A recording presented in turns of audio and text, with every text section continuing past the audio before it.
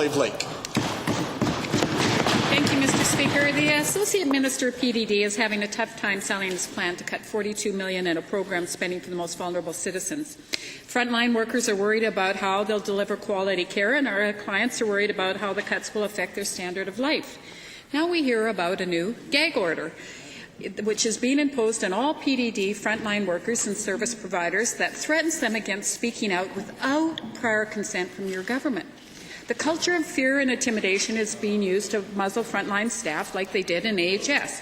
Why is the Associate Minister adopting it to silence the people caring for the developmental disability? Honourable Associate Minister.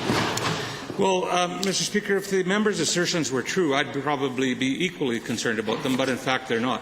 We've got a draft contract out there that nobody has signed yet that's available for open comment. In fact, we're having a forum with service providers next week for everybody to comment.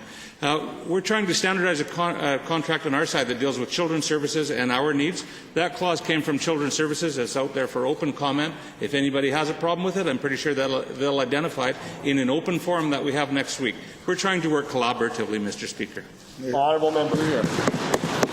So, Minister, will you guarantee this House there will be no muzzling of frontline staff? Honourable Associate Minister. Well, I think I've been through that, Mr. Speaker. Overall, we have a budget increase. We've moved some money out of community access supports. We want to move more towards employment supports, and we gave a boost of 10% directly to frontline staff, Mr. Speaker. Here, here. Honourable member. Mr. Speaker, I'm going to ask that question one more time. Minister, will you guarantee that there will be no muzzling of frontline staff or service providers? Honourable member. I apologize to the honourable member. I misunderstood the question. There was something probably on our side, not theirs. But Mr. Speaker, I will guarantee, first of all, that people that need services will get them, and second of all, those contracts will be fashioned so they meet the needs of frontline providers and the government. I don't know right now where that clause is going to wind up, but if there's a clause in there, it's for a good reason, to protect people's health information or whatever else. There will be no muzzling of frontline staff to talk about issues in care, Mr. Speaker.